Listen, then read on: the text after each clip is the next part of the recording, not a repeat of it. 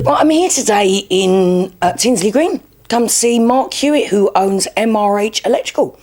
Mark, how are you doing? Not too bad, thank you. Now, Mark's utilised the apprenticeship scheme, and it's been extremely beneficial to him and to the apprentices that he's taken on. So we've come to have a little chat with Mark about it. Now, Mark, tell us a little bit about your recent apprentice and where he is today.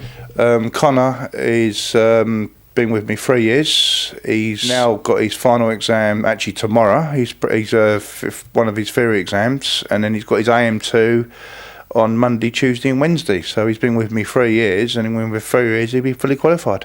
Brilliant. Yeah, I mean, he gets with my type of work, you get a lot of hands-on experience. It's not like making the tea, clearing the stores out. You get hands-on from day one. You are bang in there and you're learning, and we have a lot of variety of work. We do a lot of London-based work, offices, we do houses for another contractor around the corner, so there's a lot of diversity within our work. So a lot of people, you get a wide base of training.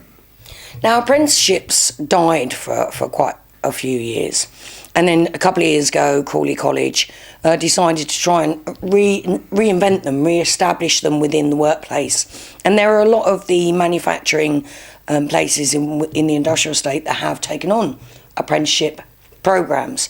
But you're a one-man band, really, aren't you? Yes. So for you to take on an apprentice, it's quite time-consuming, really, in your job to be able to have to show somebody what you're doing, talk them through it, instead of you just getting on with it. So what made you go ahead and do that? Well, obviously, I'm not getting any older, or sort of younger, I should say, sorry. But obviously, I've got a lot of knowledge, and I do want to try and pass that on to other people and give them the opportunity maybe I had when I was their age. Completed 5-year apprenticeship. It was a bit different in my day. There's a lot of opportunities there for people, and if you can find the right lad willing who wants to learn, they want to grasp it and go for it. Do you think that it's a bit lacking, isn't it, nowadays, people passing on trades to the younger generation?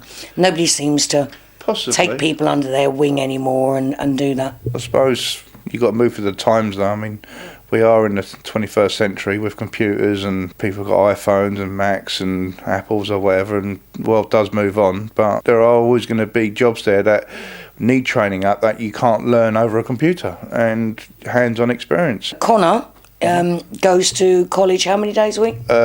He used to go 1 day a week, but he's now got to a certain stage where he's done all his theory, so he doesn't have to go to college at all at the moment. He does like maybe 1 day every 6 weeks. You're that impressed with Conor, and you found it quite rewarding to teach Conor his knowledge and skills that he's gained. You're going to do it again, aren't you? You're that impressed you're going to do it again? Yeah, I am. I've got interviews for 2 more lads within the next week or so. There's a lot of people out there that might have lost their jobs recently through redundancy or whatever, the company's not doing so well, and they may be a little bit older.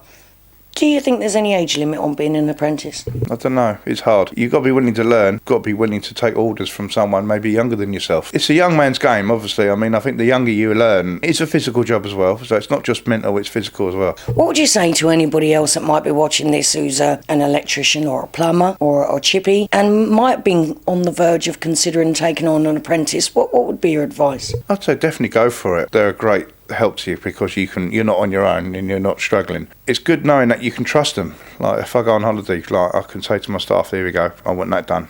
And that is the main thing. If you can get good, honest people who are reliable, want to go for it and they want to learn, get quite a good feeling when you get the satisfaction out of them and say to them, by the way, you've done a good job there. And they look at you trained them to do that. And they look at you and go, oh, thanks. And they'll give them a little bonus as well. And they go, there you go, here's an extra bit of money for you. And they look at you and go, oh, well done. Thanks for that. So appreciation as well. Well, we like to think, we think it's absolutely fantastic that you've taken on somebody like that. We think more people should do this.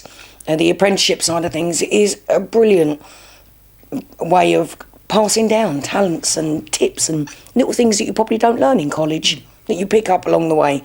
So following Mark's footsteps, Mark Hewitt of MRH Electrical Contractors, following his footsteps, get an apprenticeship going in your company. Mark, we would like to thank you for all your hard work with Conor, and you're going to go and do it all over again, and we wish you all the success in that. No problem at all. Thank you very much. Thank you.